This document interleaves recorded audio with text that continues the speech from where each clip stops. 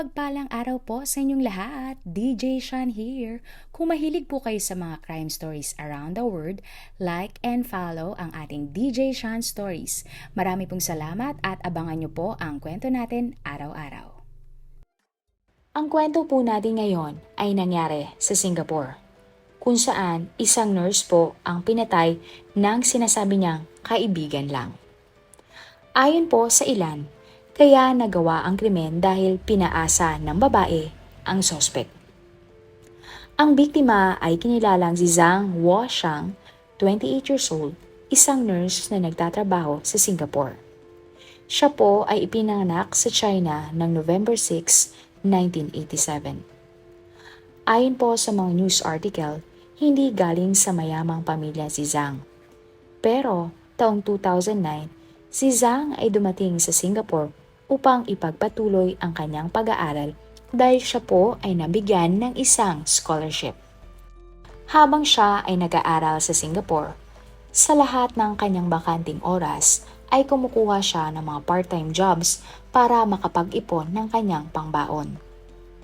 Taong 2011, si Zhang ay nagtrabaho ng part-time sa isang restaurant sa Marina Bay Sands nang nakilala niya si Bo Sunho na nagtatrabaho din sa restaurant.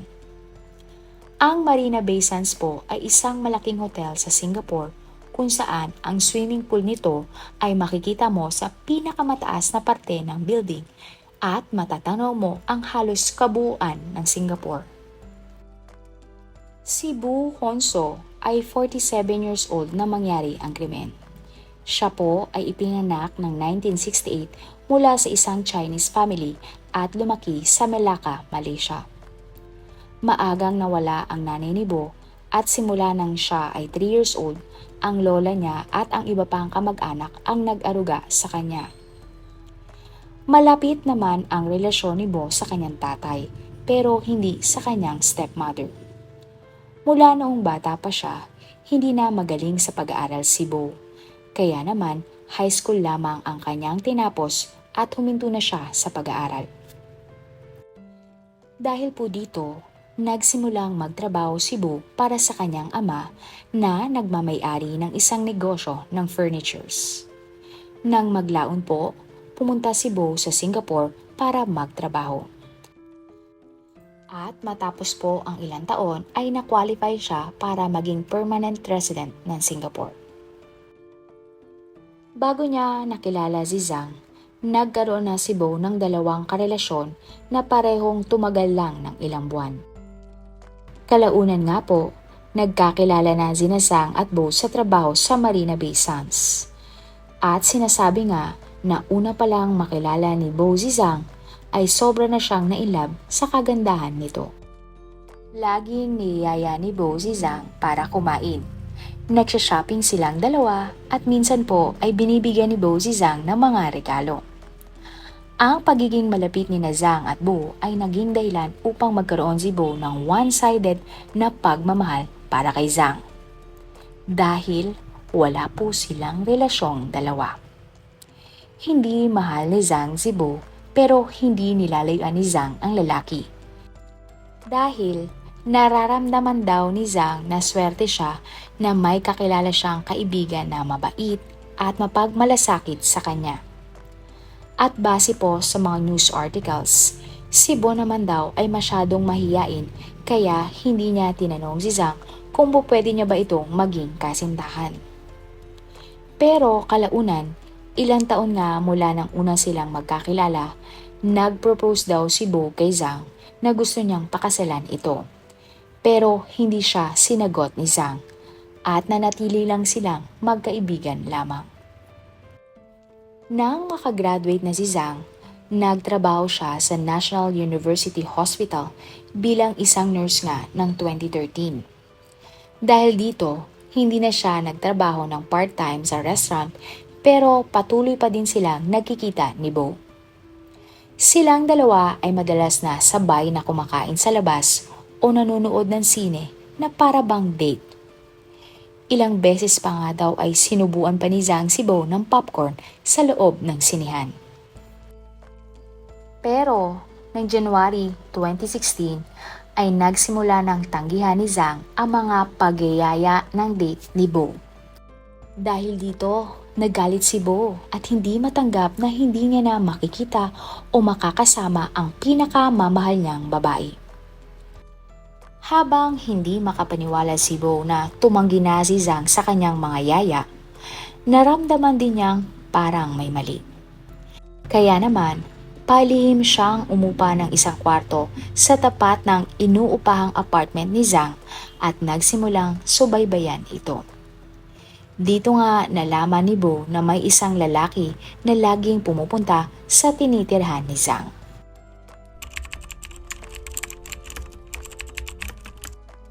March 21, 2016, niyaya ni Bo si Zhang na pumunta sa apartment ng kanyang landlord sa Circuit Road para kumain ng tanghalian. Pagkatapos nilang kumain ay nagsimula si Bo na lumapit kay Zhang at gusto nitong parang may mangyari sa kanilang dalawa. Pero tumanggi si Zhang. Ikinainis to ni Bo at pilit na dinala si Zhang papunta sa kanyang kwarto. Pero naawa siya kay Zhang at binitiwan din ito. Takot na lumayo si Zhang kay Bo. Hindi nagsorry si Bo sa nagawa niya, pero ang sinabi niya lang kay Zhang ay mahal na mahal niya ito. Pagkatapos, tinanong ni Bo si Zhang tungkol sa lalaking nakita niya sa apartment nito. Ayon kay Zhang, ang lalaki na yon ay mula sa China na nakilala niya sa isang kasino at ilang beses na rin silang lumabas kasama ng lalaki. Bukod pa dito, inamin din ni Zhang na nag-uusap silang muli ng kanyang ex-boyfriend na nasa China at mayroon nga silang relasyon. Dahil sa sagot na ito, nagalit si Bo. Para kay Bo, umubo siya ng maraming oras at pera kay Zhang, pero gaano man kalaki ang kanyang nagastos paglipas ng mga taon, hindi man lang mabigyan ni Zhang miski ng isang halik si Bo. Ang masaklap pa daw, ibang lalaki ang pinili nito. Galit na galit si Bo at nagselos sa kanyang narinig. Dahil dito, sinakal niya si Zhang hanggang sa ito nga ay mamatay. Nang makita ni Bo ang wala ng buhay na katawan ni Zhang, ay tinangkapan niya itong pagsamantalahan sa kanyang kwarto. Pero hindi niya ito nagawa at natulog na lamang. Bago umalis sa crime scene si Bo, ay hinalikan niya at kinumutan si Zhang.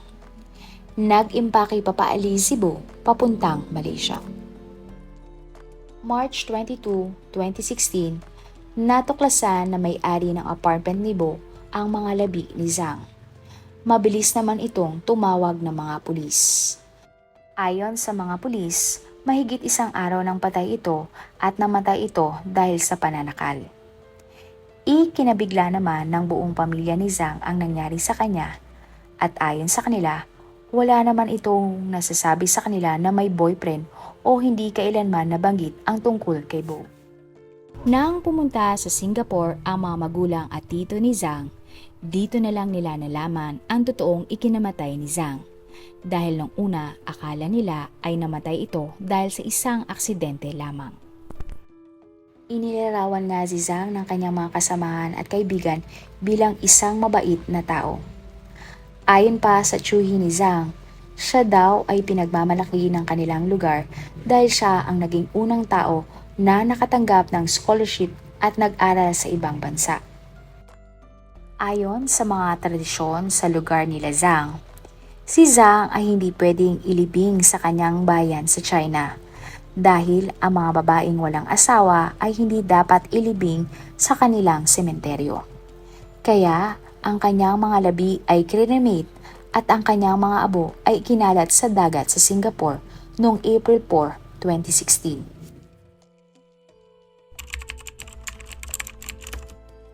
Ayon sa mga pulis, hindi nga natural ang dahilan ng pagkamatay ni Zhang at nalaman nga nila na ang flat kung saan nakita ang mga labi nito ay inuupahan ni Bo. Nalaman din nilang umalis ito papuntang Malaysia at sinabing babalik naman siya upang magbukas ng negosyo.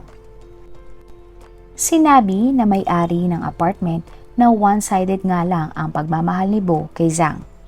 Dahil dito, itinuring si Bo bilang posibleng suspect sa likod ng pagkamatay ni Zhang. Makalipas nga ang ilang araw, nakatanggap ng tawag ang may-ari ng flat mula kay Bo. Umamin siya sa kanyang landlord na siya nga ang pumatay kay Zhang dahil siya ay niloloko lang nito.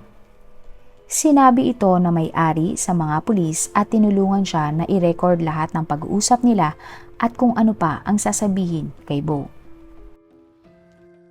Dito na nga sinabi ni Bo na siya ay nasa Malaysia at nag-i-stay sa isang hotel.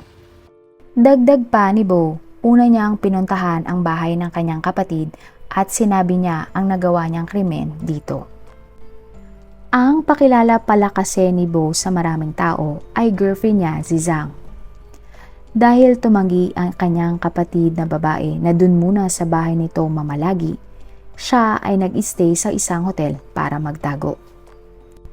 Habang nakikipag-usap ang landlord kay Bo, sinubukan nito na kumbinsihin na bumalik sa Singapore upang sumuko. Pero tumanggi si Bo dahil sa takot nga na mahatulan siya ng kamatayan. Sa impormasyong ibinigay na may-ari, ang mga investigador ng Singapore Police Force ay nakipag-ugnayan sa Royal Malaysia Police para mahuli si Bo. Kalaunan nga ay nakakuha ng warrant of arrest para mapadali ang kanilang pag-aresto kay Bo. April 4, 2016, naaresto sa isang restaurant si Bo kung saan siya kumakain. Na-extradite ito papunta kinabukasan sa Singapore. At ng April 7, 2016 ay kinasuhan siya ng murder at ikinulong. Ikinatuwa naman ng pamilya ni Zhang ang pagkaaresto kay Bo. September 2019 ay kinasuhan nga si Bo na murder. Ayon kay Bo, ilang araw bago ang krimen ay may nakita nga siyang lalaki sa kwarto ni Zhang. Nabulag si Bo sa pagmamahal niya kay Zhang dahil tingin niya ito ay may relasyon sila at niloloko siya ni Zhang. Ayon sa mga abogado ni Bo, naprovoke lang ito sa pagtanggi ni Zhang sa kanya at sa mga nalaman nito na nakikipagkita si Zhang sa iba pang mga lalaki. Kaya daw, nasaktan ang damdamin ni Bo dahil mahal na mahal niya si Zhang at nawalan siya ng kontrol kaya niya nga nagawa ang krimen. Ayon din sa mga abogado, ang IQ daw ni Bo ay 74 lamang at ang kanyang kakulangan sa karanasan sa kababaihan ay posible ding naging dahilan kaya niya nga nagawa ang krimen.